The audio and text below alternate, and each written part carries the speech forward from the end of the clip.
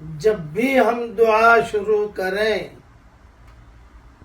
پڑھیے میرے ساتھ، یا ارحم الراحمین، یا ذا الجلال والاکرام، یہ دو جملے ضرور کہیے۔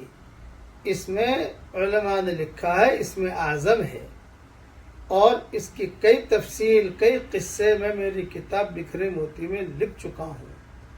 اس کے بعد اللہ دعا قبول کرتا ہے۔